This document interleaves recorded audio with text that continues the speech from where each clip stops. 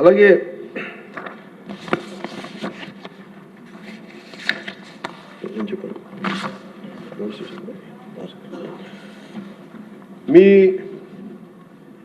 మీ దృష్టికి ఒక కీలకమైన విషయం తీసుకురావాలి అధ్యక్ష.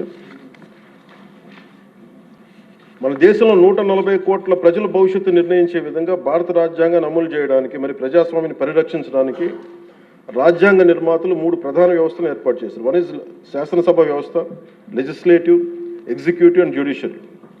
ఈ 3 వ్యవస్థలు పరస్పర సమన్వయంతో ఎలాంటి ఆటంకాలు లేకుండా సమర్థవంతంగా పనిచేసినప్పుడే ప్రజాస్వామ్యం బలంగా నిలబడుతుంది. వీటిలో ఏ ఒక్క వ్యవస్థలోనైనా లోపాలు ఏర్పడితే ప్రజాస్వామ్య వ్యవస్థపై ప్రభావం చూపడం కాకుండా ప్రజలకి న్యాయం మరియు సేవలు చేయడంలో ఇబ్బందులు పెడతాం. ఇది ఎందుకు ప్రస్తావించానంటే అధ్యక్ష, ఈ మధ్య నేను మన గవర్నర్ గారిని కలవడం జరిగింది, అబ్దుల్ నజీర్ గారిని. జరుగుతున్నప్పుడు ఆయన నా దృష్టికి తీసుకొచ్చింది, ఈ national grid judicial data grid ప్రకారం దాదాపు 1,11,59,767 సివిల్ కేసులు, మరి 3,80,60,784 క్రిమినల్ కేసులు ప్రస్తుతం దేశవ్యాప్తంగా పెండింగ్లో ఉన్నాయి.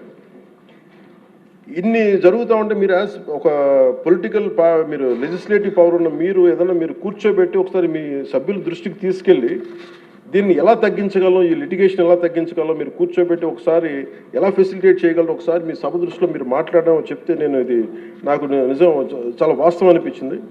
ఎందుకంటే మన దగ్గర ఉన్న కోర్టుల సంఖ్యకి ఇక్కడ ఉన్న మౌలిక సదుపాయాలకి రోజువారీగా నమోదవుతున్న కేసుల సంఖ్యకి మధ్య చాలా స్పష్టమైన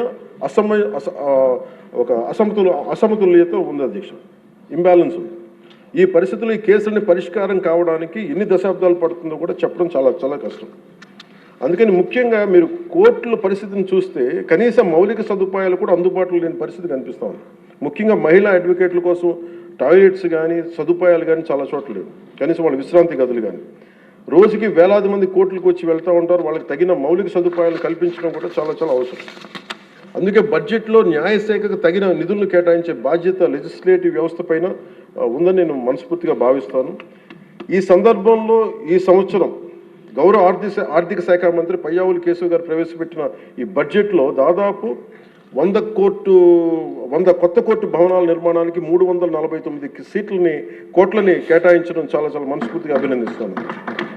గతంతో పోలిస్తే కూటమి ప్రభుత్వం న్యాయశాఖ చాలా ప్రాధాన్యత ఇస్తున్నప్పటికీ కూడా సభ దృష్టికి నేను తీసుకొస్తే ఇంకా మనం చేయాల్సిన పనులు చాలా చాలా ఉన్నాయనిపిస్తుంది. ఎందుకంటే ఆయన చెప్పింది, ప్రత్యేకించి గవర్నర్ గారు చెప్పింది, ఒక్క కేసు ఒకళ్ళ మీద ఉంటే మనందరికీ తెలుసు, అందరం దాదాపు ముఖ్యమంత్రి గారు చెప్తే సభలో ఉన్న ప్రతి ఒక్కళ్ళ మీద ఏదో ఒకలాగా కేసులు ఉన్నాయి. మన మీద కేసు పడింది లేదంటే సగటు ఒక మనిషి మీద కేసు పడిందంటే మన ఒక్కళ్ళ మీద పడినట్టు కాదు, మన కుటుంబ సభ్యుల మీద, మన చుట్టుపక్కల ఉన్న దాదాపు 10 మంది మీద పడద్ది. ఆయన అబ్దుల్ నజీర్ గారు చెప్పింది కూడా, ఒక కేసుని మీరు ఒక వ్యక్తిగా చూడకండి, ఒక సమూహంగా చూడక 10 మంది మీద ఇంపాక్ట్ ఉంటుంది. మీరు కోర్టు కేసులు ఉన్నాయంటే దాదాపు 10 కోట్ల మంది ప్రజల మీద ఇంపాక్ట్ ఉంటుంది.